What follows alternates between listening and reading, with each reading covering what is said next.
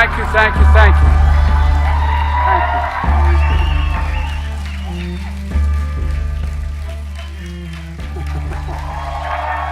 Thank you. Well, thank you. Thank you. Thank you. Please. Thank you. Please. Thank you very, very much. Today, the topic of my speech today is deadly serious, and I think it needs to be made at the outset of this campaign. In the winter of 1777, it was harsh and cold as the Continental Army marched to Valley Forge. General George Washington knew he faced the most daunting of tasks: to fight and win a war against the most powerful empire that existed in the world at the time. His mission was clear: liberty, not conquest; freedom, not domination; national independence, not individual glory. America made a vow: never again would we bow down to a king. Months ahead would be incredibly difficult. But General Washington knew something in his bones, something about the spirit of the troops he was leading, something about the soul of the nation he was struggling to be born. In his general order, he predicted, and I quote, "With one heart and one mind, with fortitude and with patience, they would overcome every difficulty," the troops he was leading. And they did. They did. This army that lacked blankets and food, clothes and shoes, this army whose march left bloody bare footprints in the snow, this ragtag army made up of ordinary people, their mission, George Washington declared, was nothing less than a sacred cause. That was the phrase he used, a sacred cause. Freedom, liberty, democracy, American democracy. I just visited the grounds of Valley Forge. I've been there a number of times from the time I was a Boy Scout years ago. You know, it's the very site that I think every American should visit, because it tells a story of the pain and the suffering and the true patriotism it took to make America. Today we gather in a new year, some 246 years later, just one day before January 6th. A date forever shared in our memory because it was on that day that we nearly lost America, lost it all. Today we're here to answer the most important of questions. Is democracy still America's sacred cause? I mean it.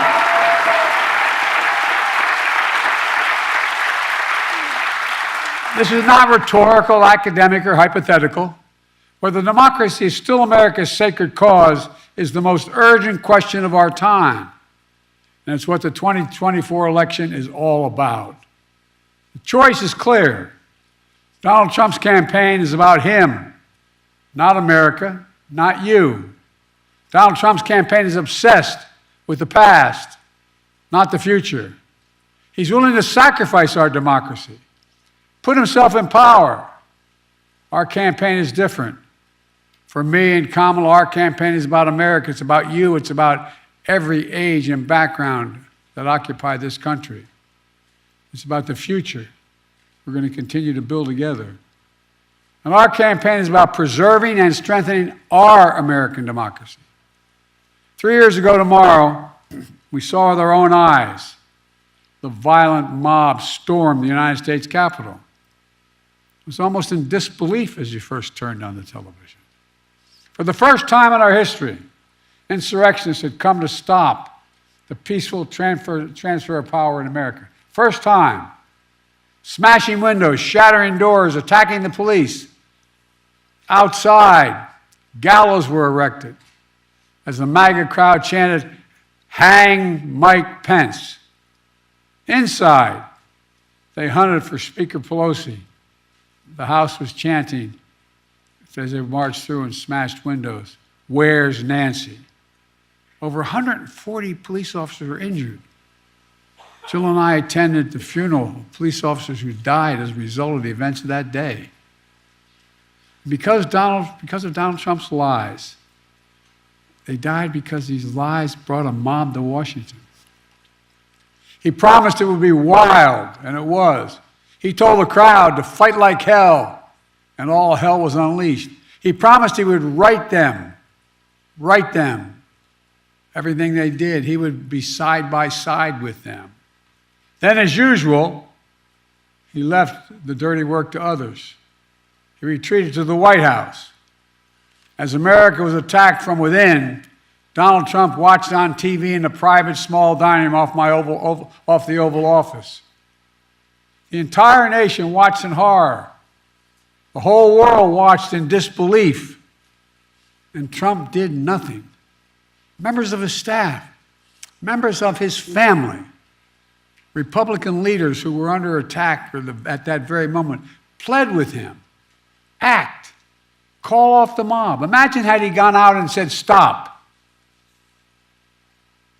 And still, Trump did nothing. It was among the worst derelictions of duty by a president in American history. An attempt to overturn a free and fair election by force and violence. A record 81 million people voted for my candidacy and to end his presidency. Trump lost the popular vote by 7 million. Trump's claims about the 2020 election never could stand up in court. Trump lost 60 court cases, 60. Trump lost the Republican-controlled states. Trump lost before a Trump-appointed judge, and then judges. And Trump lost before the United States Supreme Court. All of it, he lost. Trump lost recount after recount after recount and state after state. But in desperation and weakness, Trump and his MAGA followers went after election officials who ensured your power as a citizen would be heard. These public servants had their lives forever upended by attacks and death threats for simply doing their jobs. In Atlanta, Georgia, a brave black mother and her daughter, Ruby Freeman and Shay Moss, were doing their jobs as election workers until Donald Trump and his MAGA followers targeted and threatened them, forcing them from their homes and unleashing racist vitriol on them. Trump's personal lawyer, Rudy Giuliani, who was just hit with a $148 million judgment for cruelty and defamation that he inflicted against them. Other state and local elected officials across the country faced similar personal attacks. In addition, Fox News agreed to pay a record $787 million for the lies they told about voter fraud. Let's be clear about the 2020 election. Trump exhausted every legal avenue available to him to overturn the election, every one. But the legal path just took Trump back to the truth, that I'd won the election and he was a loser.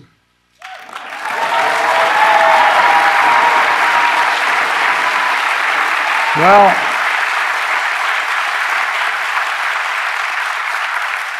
so knowing how his mind works now, he had one act left, one desperate act available to him: the violence of January the 6th.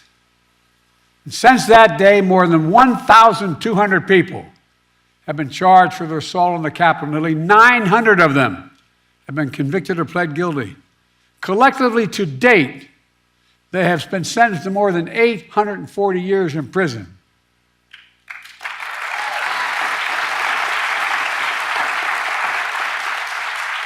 And what's Trump done? Instead of calling them criminals, he's called these insurrectionists patriots. They're patriots. And he promised to pardon them if he returns to office. Trump said that there was a lot of love on January the 6th. The rest of the nation, including law enforcement, saw a lot of hate and violence. One Capitol police officer called it a medieval battle. That same officer was called vile racist names. He said he was more afraid in the capital of the United States of America, in the chambers, than when he was fighting as a soldier in the war in Iraq. He said he was more afraid inside the halls of Congress than fighting in the war in Iraq. In trying to rewrite the facts of January 6th, Trump is trying to steal history the same way he tried to steal the election. But we knew the truth because we saw it with our own eyes. This wasn't like a story being told. It was on television repeatedly. We saw it with our own eyes. Trump's mob wasn't a peaceful protest. It was a violent assault. They were insurrectionists, not patriots. They weren't there to uphold the Constitution. They were there to destroy the Constitution. Trump won't do what an American president must do. He refuses to denounce political violence. So hear me clearly. I'll say what Donald Trump won't. Political violence is never, ever acceptable in the United States political system. Never, never, never. It has no place in a democracy, none. You can't be pro-insurrectionist and pro-American. And yet Trump and his MAGA supporters not only embrace political violence, but they laugh about it. At his rally, he jokes about an intruder, whipped up by the big Trump lie, taking a hammer to Paul Pelosi's skull and echoing the very same words used on January 6th. Where's Nancy? And he thinks that's funny. He laughed about it. What a sick... My God.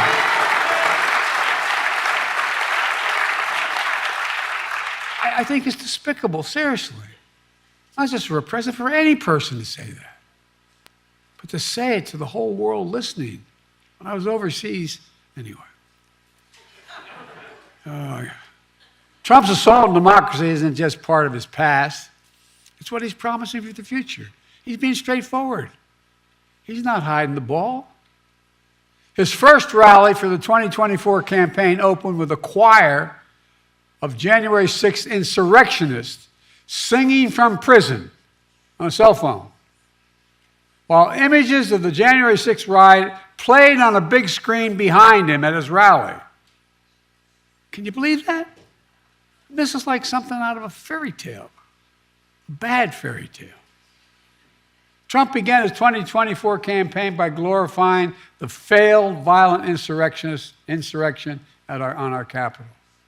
The guy who claims law and order sows lawlessness and disorder.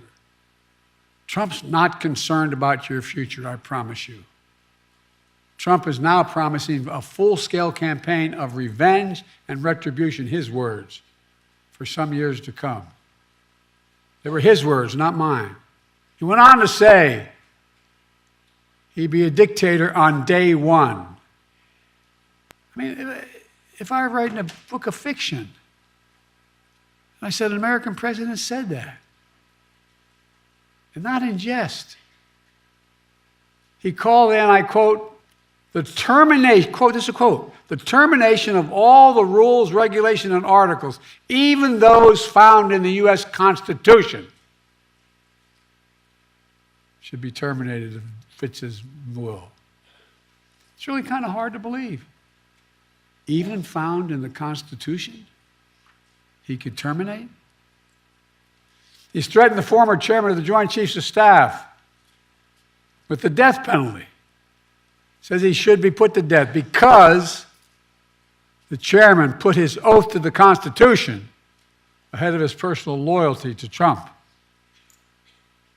This is coming from a president who called, when he visited cemeteries, called dead soldiers suckers and losers. Remember that?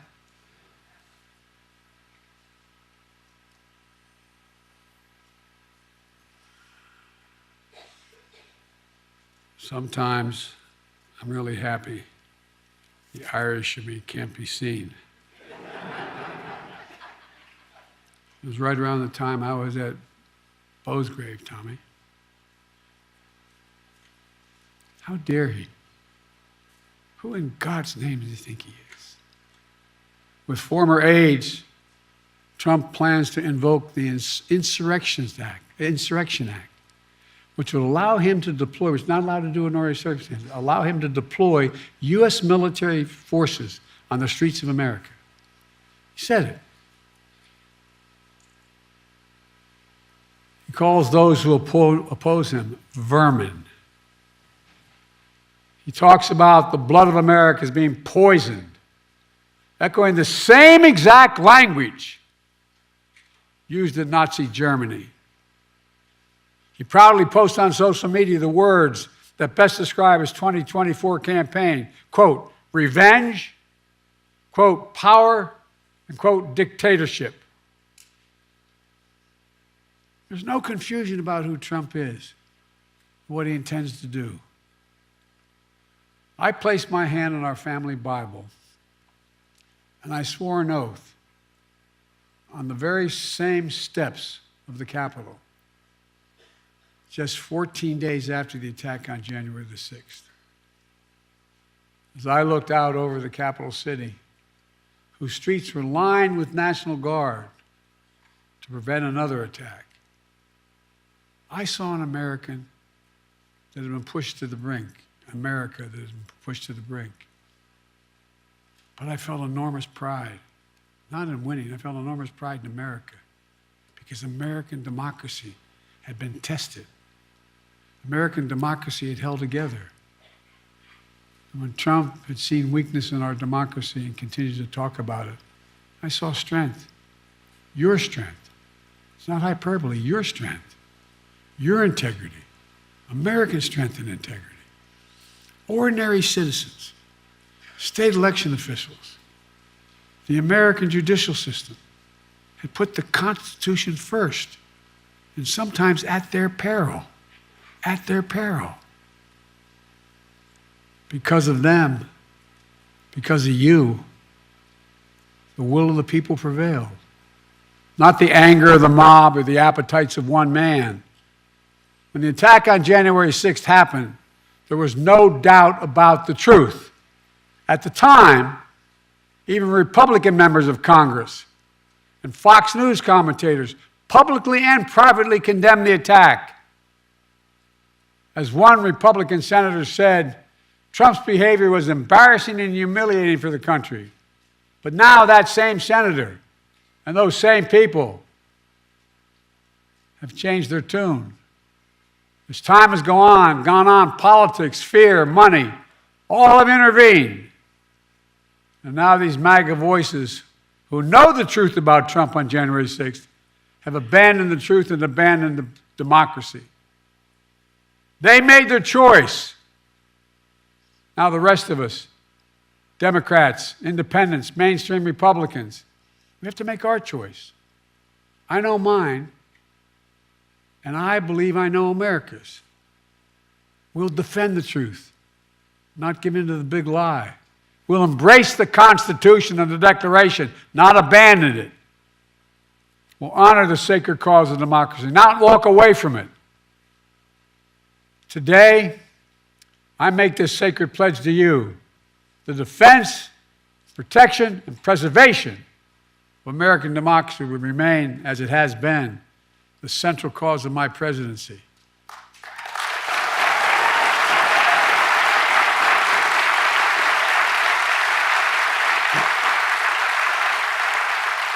America, as we begin this election year, we must be clear. Democracy is on the ballot. Your freedom is on the ballot. Yes, we'll be voting on many issues. On the freedom to vote and have your vote counted. On the freedom of a choice. The freedom to have a fair shot. The freedom from fear. And we'll debate and disagree. Without democracy, no progress is possible. Think about it. The alternative to democracy is dictatorship. The rule of one, not the rule of we, the people. That's what the soldiers of Valley Forge understood. And so was me. We have to understand it as well. We've been blessed so long with a strong, stable democracy. It's easy to forget why so many before us risked their lives and strengthened democracy. What our lives would be without it. Democracy means having the freedom to speak your mind, to be who you are, to be who you want to be. Democracy is about being able to bring about peaceful change. Democracy is how we've opened the doors of opportunity wider and wider with each successive generation, notwithstanding our mistakes. But if democracy falls, we'll lose that freedom. We'll lose the power of we, the people, to shape our destiny. If you doubt me, look around the world. Travel with me as I meet with other heads of state throughout the world. Look at the authoritarian leaders and dictators Trump says he admires. He out loud says he admires. I won't go through them all. It'll take too long. Look, remember how he refers to what he calls love letter exchanges between he and the dictator of North Korea? Those women and men out there in the audience who ever fought for the American military, would you ever believe you'd hear a president say something like that? His admiration for Putin. I could go on. And look at what these autocrats are doing to limit freedom in their countries. They're limiting freedom of speech, freedom of press, freedom to assemble, women's rights, LGBTQ rights. People are going to jail, so much more. It's true, the push and pull of American history is not a fairy tale. Every stride forward in America is met with ferocious backlash many times from those who fear progress and those who exploit that fear for their own personal gain. From those who traffic in lies, told for power and profit. For those who are driven by grievance and grift, consumed by conspiracy and victimhood. From those who seek to bury history and ban books. Do you ever think you'd be in a political event talking about book banning for the presidential election? The choice and contest between those forces, those competing forces, between solidarity and division is perennial. But this time it's so different. You can't have a contest. You can't have a contest if you see politics as an all-out war instead of a peaceful way to resolve our differences. All-out war is what Trump wants. And that's why he doesn't understand the most fundamental truth about this country. Unlike other nations on earth, America is not built on ethnicity, religion, geography. We're the only nation in the history of the world built on an idea. Not hyperbole, built on an idea. We hold these truths to be self-evident, that all men and women are created equal. It's an idea. Declared in the Declaration, created in a way that we've viewed everybody as equal and should be treated equal throughout their lives. We've never fully lived up to that. We have a long way to go. But we've never walked away from the idea. We've never walked away from it before. And I promise you, I will not let Donald Trump or the MAGA Republicans force us to walk away now.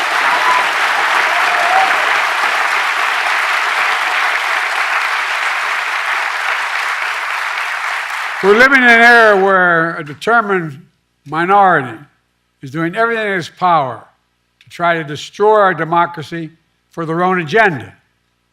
The American people know it, and they're standing bravely in the breach. Remember after 2020, January 6th insurrection to undo the election in which more Americans had voted than any other in American history? America saw the threat posed to the country, and they voted them out. In 2022, historic midterm election, in state after state, election after election, the election deniers were defeated. Now in 2024, Trump is running as the denier-in-chief, the election denier-in-chief. Once again, he's saying he won't honor the results of the election if he loses. Trump says he doesn't understand. Well, he still doesn't understand the basic truth. That is, you can't love your country only when you win. You can't love your country only when you win.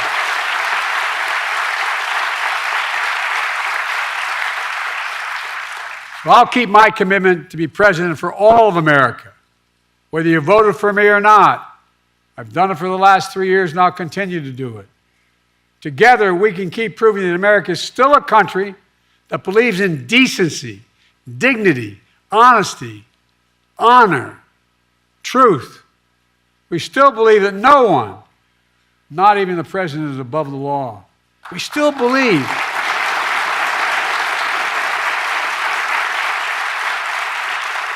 the vast majority of us still believe that everyone deserves a fair shot at making it. We're still a nation that gives hate no safe harbor. I tell you from my experience working with leaders around the world, and I mean this sincerely, not a joke, that America is still viewed as the beacon of democracy for the world. I can't tell you how many world leaders, and I know all of them, virtually all of them, grab my arm in private and say, "He can't win. Tell me." No, my country will be at risk. Think of how many countries, Tommy, you know, that are on the edge. Imagine. We still believe in we the people, and that includes all of us, not some of us. Let me close with this. In the cold winter of 1777, George Washington and his American troops at Valley Forge waged a battle on behalf of a revolutionary idea. That everyday people, like where I come from and the vast majority of you, not a king or a dictator, that everyday people can govern themselves without a king or a dictator. In fact, in the rotunda of the Capitol, there's a giant painting of General George Washington, not President Washington. And he is resigning his commission as Commander-in-Chief of the Continental Army. A European king at the time said, after he won the revolution, now's the time for him to declare his kingship. But instead, the mob that attacked the Capitol, waving Trump flags and Confederate flags, stormed right past that portrait. That image of George Washington gave them no pause, but it should have. The artist who painted that portrait memorialized that moment because he said it was, quote, one of the highest moral lessons ever given to the world, end of quote. George Washington was at the height of his power, having just defeated the most powerful empire on earth. Could have held on to power as long as he wanted. He could have made himself not a future president, but a future monarch, in effect. And by the way, when he got elected president, he could have stayed for 2, 3, 4, 5 terms till he died. But that wasn't the America he and the American troops at Valley Forge had fought for. In America, genuine leaders, democratic leaders with a small d, don't hold on to power relentlessly. Our leaders return power to the people, and they do it willingly, because that's the deal. You do your duty. You serve your country. And ours is a country worthy of service, as many Republican presidents and Democratic presidents have shown over the years. We're not perfect, but at our best, we face head on the good, the bad, the truth of who we are. We look in the mirror and ultimately never pretend we're something we're not. That's what great nations do. And we're a great nation. We're the greatest nation on the face of the earth. We really are.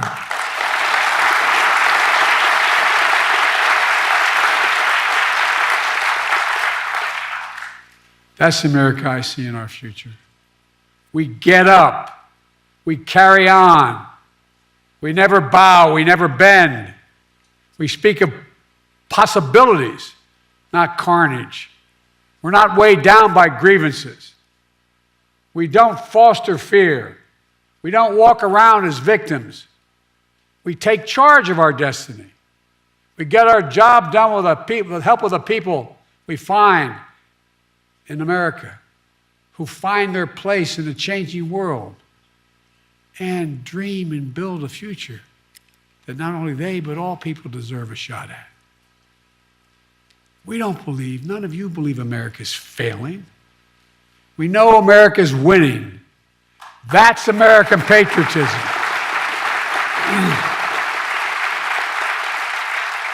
It's not winning because of Joe Biden. It's winning. This is the first national election since January 6th. Insurrection placed a dagger at the throat of American democracy since that moment. We all know who Donald Trump is. The question we have to answer is, who are we? That's what's at stake. Who are we? In the year ahead, as you talk to your family and friends, cast your ballots. The power is in your hands. After all we've been through in our history, from independence to civil war to 2 world wars to a pandemic to insurrection, I refuse to believe that in 2024 we Americans will choose to walk away from what's made us the greatest nation in the history of the world. Freedom, liberty, democracy is still a sacred cause, and there's no country in the world better positioned to lead the world than America. That's why, I've said it many times, that's why I've never been more optimistic about our future, and I've been doing this a hell of a long time. Just to remember who we are, with patience and fortitude, with one heart. We are the United States of America, for God's sake. I mean it. There is nothing. I believe with every fiber there is nothing beyond our capacity if we act together and decently with one another. Nothing, nothing, nothing. I mean it. We're the only nation in the world that's come out of every crisis stronger than we went into that crisis. That was true yesterday. It is true today. And I guarantee you it will be true tomorrow. God bless you all, and may God protect our troops. Thank you.